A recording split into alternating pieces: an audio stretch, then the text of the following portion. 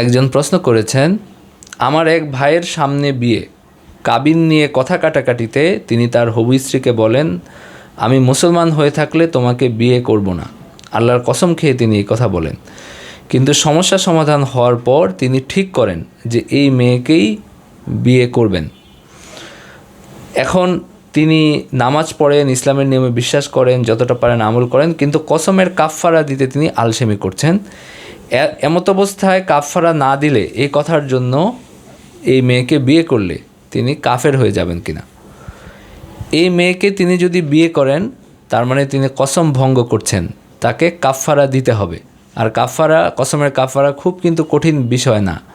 আপনার 10 জন মিসকিনকে খাবার খাওয়ানো, সামর্থ্য না থাকলে লাগাতার 3 দিন রোজা রাখা, এটা কারোর জন্যই খুব কঠিন কিছু না, এটা ওয়াজিব, এটা করতে হবে।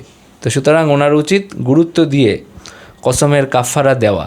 কোরআনে আল্লাহ তাআলা সরাসরি বলেছেন কসমের কাফফারার কথা। সুতরাং এটা নিয়ে গাফিলতি করার, গড়িমসি করার কোনো সুযোগ নাই।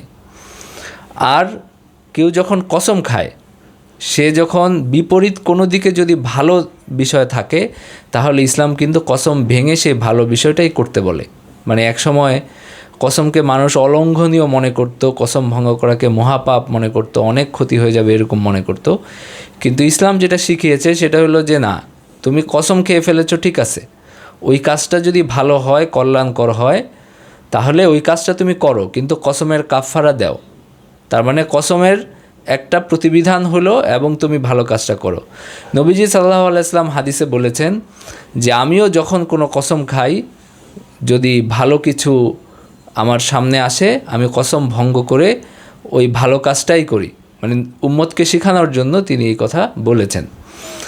কোরআনে আল্লাহ তাআলাও বলেছেন যে আল্লাহ তাআলার কসমকে তোমরা যেন ভালো কাজের জন্য প্রতিবন্ধক না বানাও। তার মানে ভালো কাজ করার না করার কসম খাইলে এটা অজুহাত দেওয়া যাবে না যে আমি কসম খাচ্ছি সুতরাং এটা করা যাবে না বা করতে পারছি না, এরকম না। বরং আপনাকে ওই ভালো কাজটাও করতে হবে, কসমের কাফফারাও দিতে হবে।